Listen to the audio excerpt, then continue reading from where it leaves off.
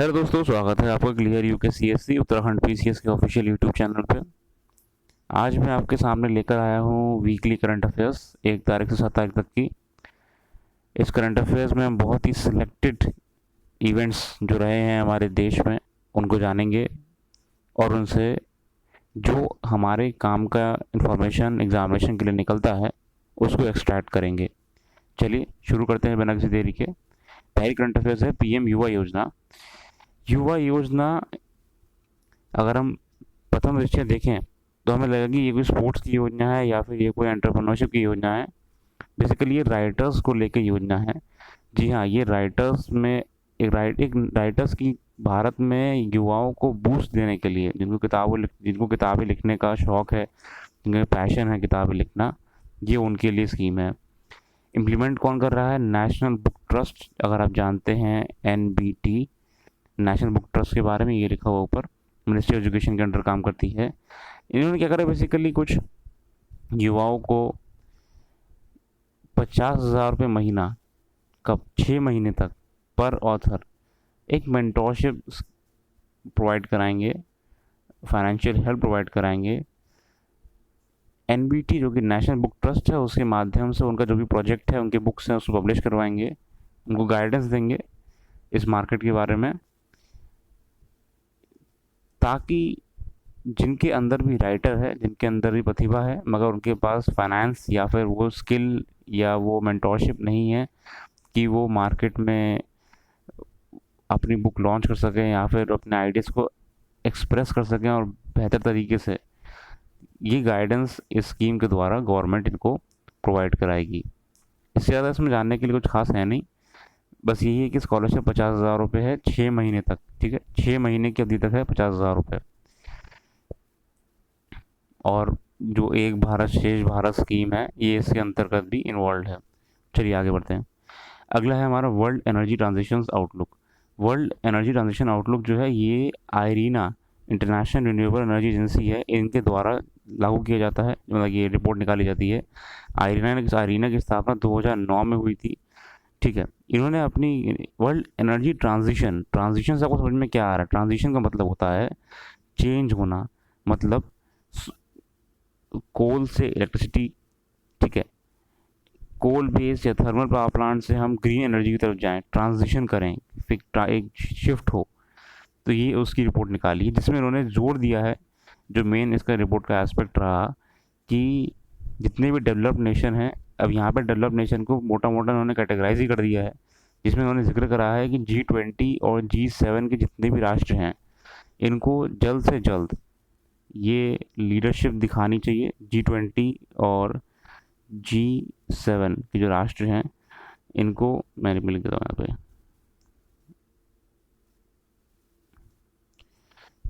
G20 और G7 के राष्ट्र हैं, ये लिखा मेंशन इनकी रिपोर्ट में। इनको लीडरशिप दिखानी चाहिए और जल्द से जल्द एनर्जी ट्रांजिशन जो है आपका इलेक्ट्रिक या फिर ग्रीन एनर्जी पे कर देना चाहिए। दूसरी बात है, इन्होंने ये भी मेंशन करा है कि 1.5 डिग्री सेल्सियस का जो टेम्परेचर का मानक हमने रखा था, इससे आगे बढ़ने नहीं देंगे। इसको बनाए रखने के लिए हमें फॉसिल फ्यूल बेस्ड एनर्जी को कम करना पड़ेगा, ठीक, कंजम्पशन को।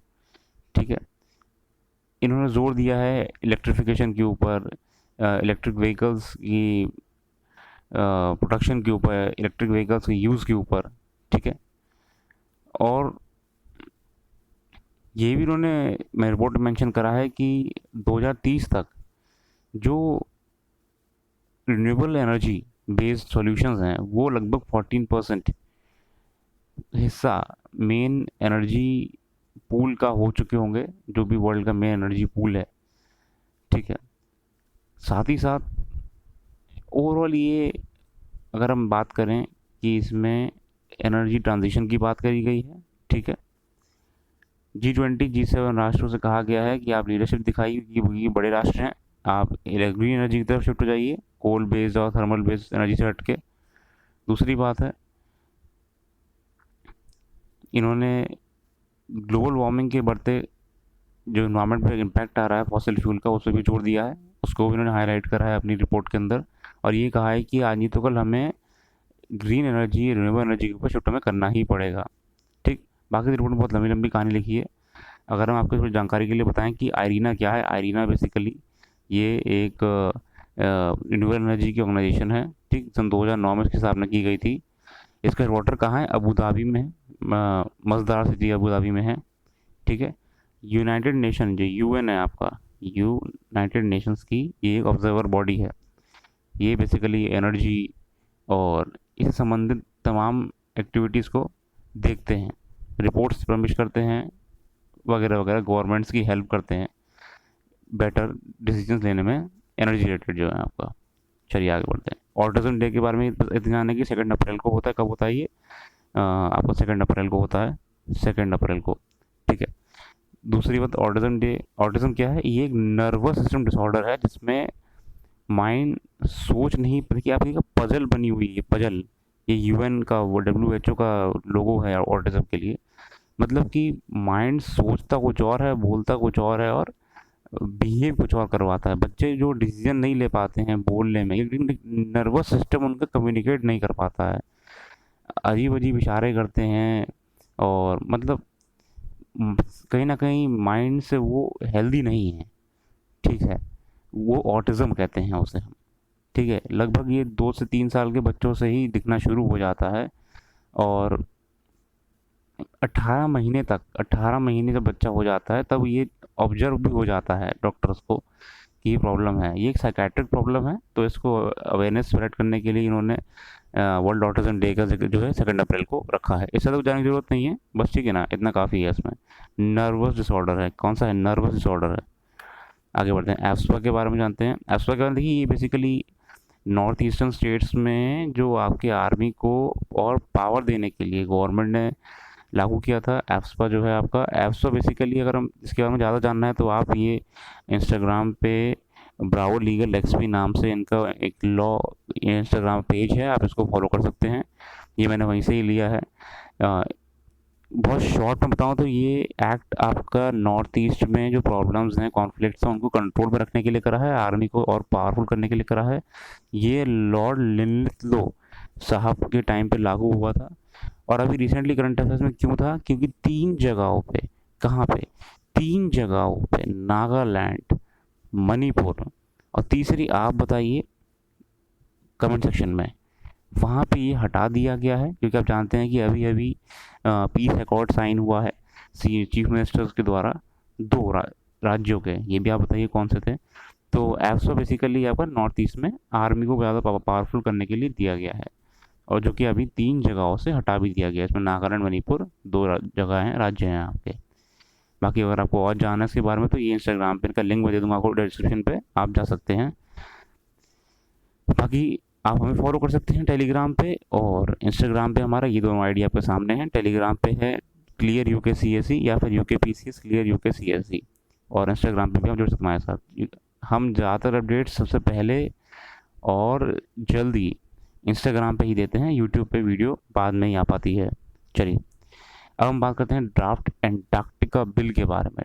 ड्राफ्ट एंटार्क्टिका बिल, ये क्या कहानी है? Draft Antarctica bill basically government ने अभी लोकसभा में पटल पर रखा अपना, जो कि लास्ट ईयर तो ले ही आए थे लोकसभा के पास में। इसमें बेसिकली कहा गया है कि गवर्नमेंट को तमाम साइंटिफिक रिसर्च एक्टिविटीज़ के लिए और तमाम अदर एक्टिविटीज़ के लिए इसमें परमिट्स का जिक्र करा गया है। इसमें मना करा गया कि आप ड्रिलिंग नहीं कर सकते हैं ज़्यादा, या एक्सकवेशन नहीं कर सकते हैं। मतलब बेसिकली रिसर्च को किस दायरे में रखना है ये फिर से रिवाइज करा गया है, ठीक है। इसमें जानवरों को, वहाँ की धार्मिक जानवर पे है नहीं,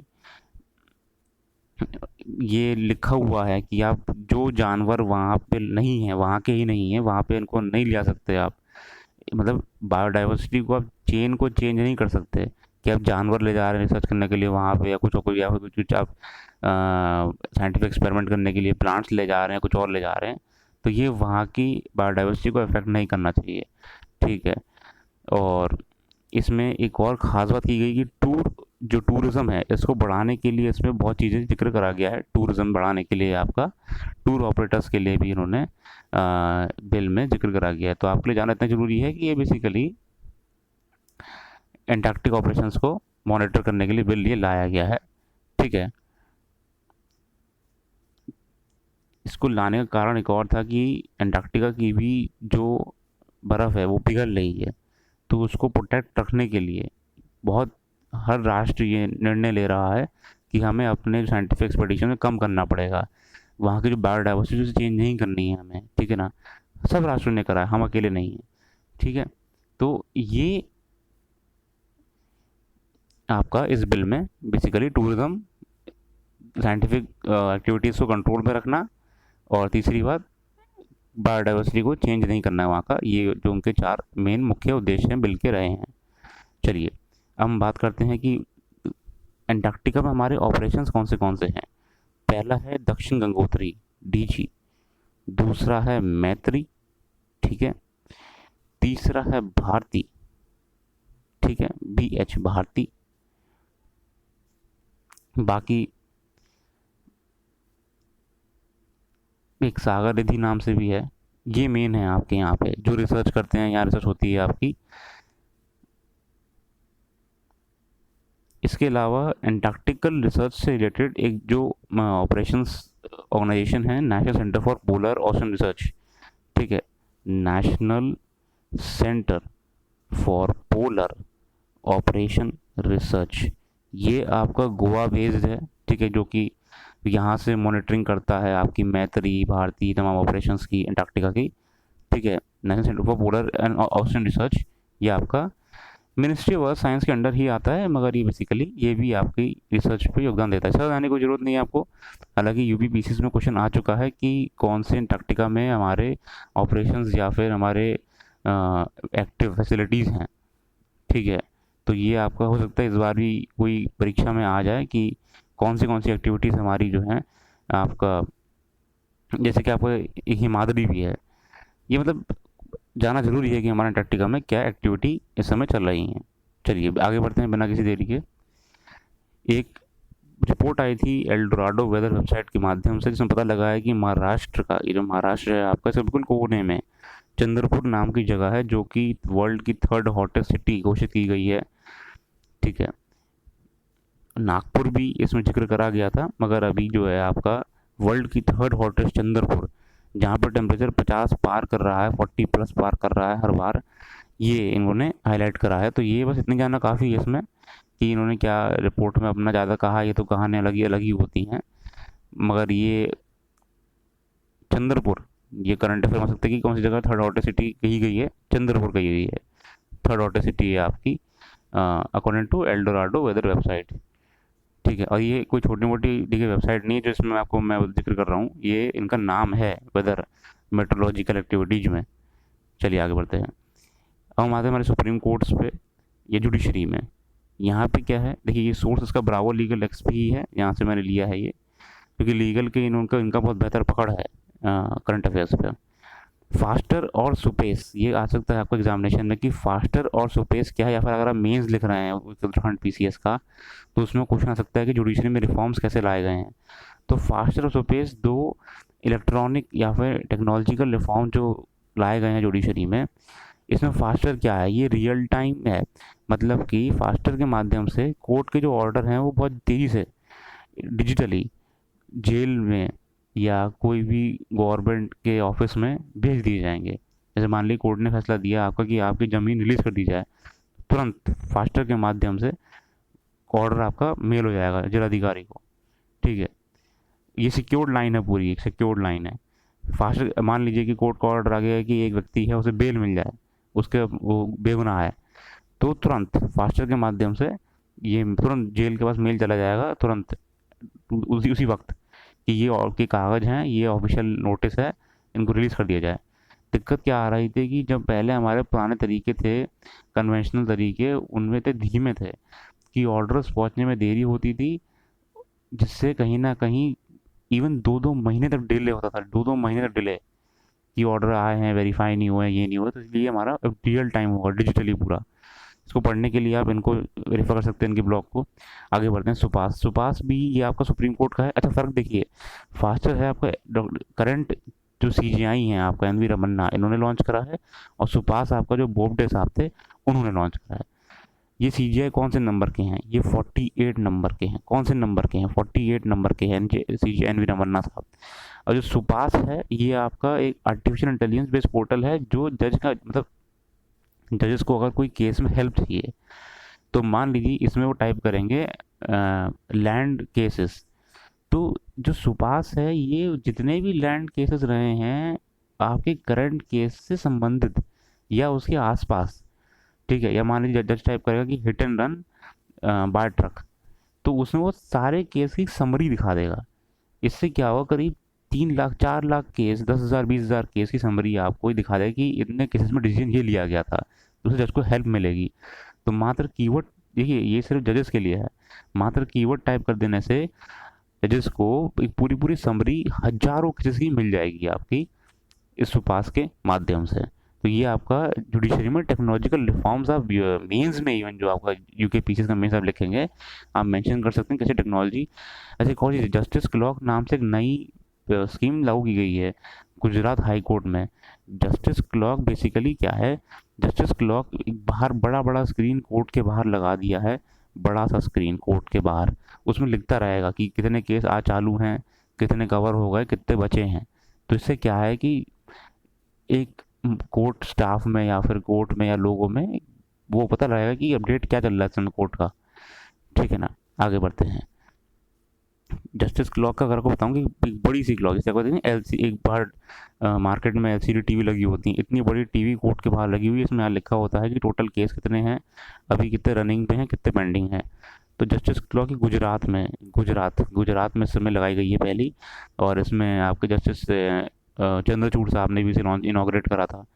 तो ये भी ये टेक्नोलॉजी इन जुडिशरी है ना, जुडिशरी में टेक्नोलॉजी कैसे इस्तेमाल करके हम ग्रोथ कर सकते हैं या इम्प्रूव कर सकते हैं।